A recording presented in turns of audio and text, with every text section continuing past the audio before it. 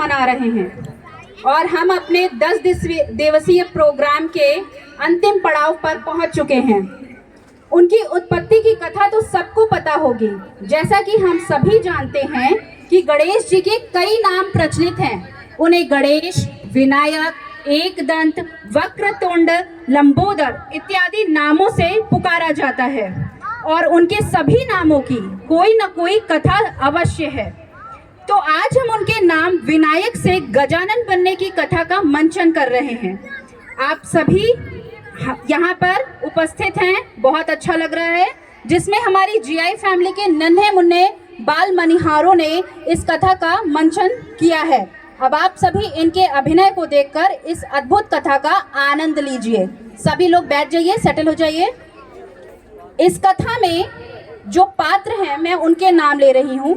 साची मुंजाल पार्वती का किरदार निभा रही हैं। खुश पांडे शिव बने हैं तो सुमेध सेन विनायक के किरदार को प्रस्तुत कर रहे हैं। विष्णु जी का किरदार प्रिशा कर्नावत निभा रही हैं तो ब्रह्मा जी के रोल में तनुष सिन्हा प्रस्तुति कर रहे हैं और वहीं देवांशी पाठक इंद्र के प्रस्तुत कर रही हैं और नारद जी का अभिनय अन्वय श्रीवास्तव कर रहे हैं। अब हम कथा की शुरुआत करते हैं।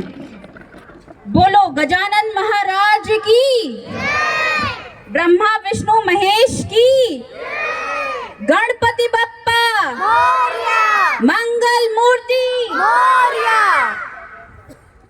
बैठो। माँ पार्वती स्नान करने जाने से पहले अपने उपटन को उतारती हैं और उसी उपटन से एक बालक को निर्मित करती हैं। तत्पश्चात बालक में प्राण फूंकती हैं। फिर उनका संवाद होता है।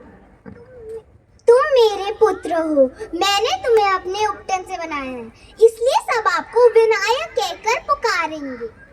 माँ, मैं आपका पुत्र विनायक और मेरे पिताजी आपके पिता परम पिता परमेश्वर महादेव जी हैं। अच्छा पुत्र, अब मैं स्नान करने जा रही हूँ। तुम द्वार की रक्षा करना।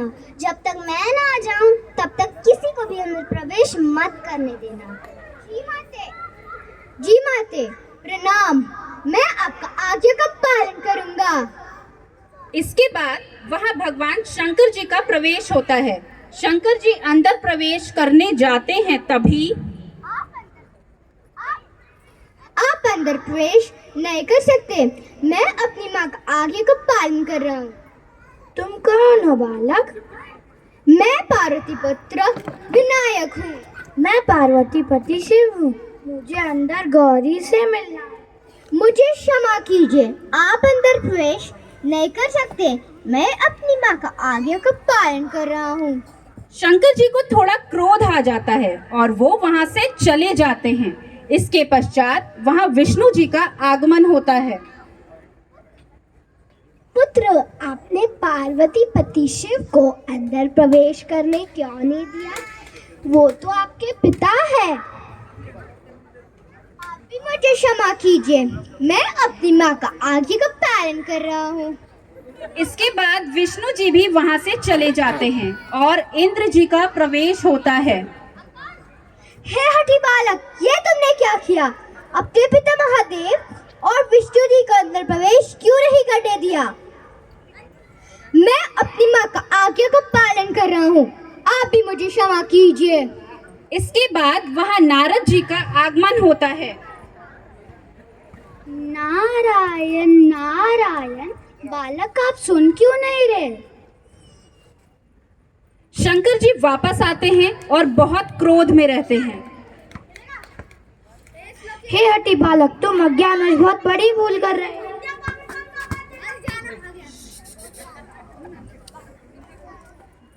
विनायक अब भी नहीं मानते तो शिव जी अत्यंत क्रोधित होकर अपने ही पुत्र विनायक का त्रिशूल से सिर धड़ से अलग कर देते हैं। इतने में माँ पार्वती स्नानागार से बाहर आती हैं और अपने पुत्र विनायक का कटा सिर देखकर विलाप करती हैं। स्वामी, ये आपने क्या किया? ये हमारा पुत्र है। आपने अपने ही पुत्र का वध। स्वामी, इस अबोध बालक को देखकर भी आपको दया नहीं आई? वो तो सिर्फ मेरी आज्ञा का पालन कर रहा था और आपने इतना कहकर माँ पार्वती विलाप करती हैं और उनका करुण क्रंदन सुनकर आकाश से सभी देवता ब्रह्मा, विष्णु, इंद्र एवं नारद जी आ जाते हैं। पार्वती जी पुनः शंकर से कहती हैं, स्वामी मैं कुछ नहीं जानती, आप बस मेरे पुत्र को जीवित कीजिए। महादेव, आप विधि के विधान को कैसे बचाएंगे? अब आप सभी बताइए देव। यदि समय रहते संभव हो जाए तो कुछ हो सकता है।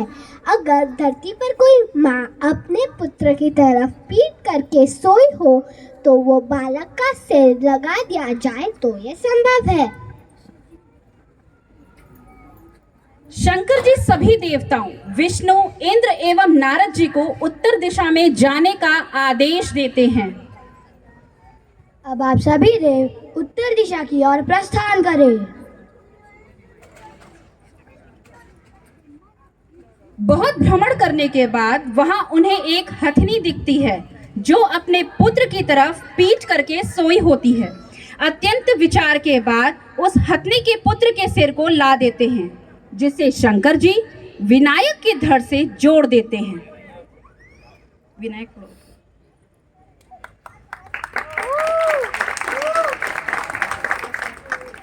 माँ इसके पश्चात विनायक जाग उठते हैं और माँ पार्वती अपने पुत्र विनायक को देखकर अत्यंत प्रसन्न होती है।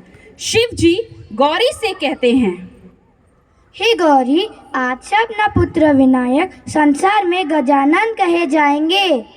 Clap your hands.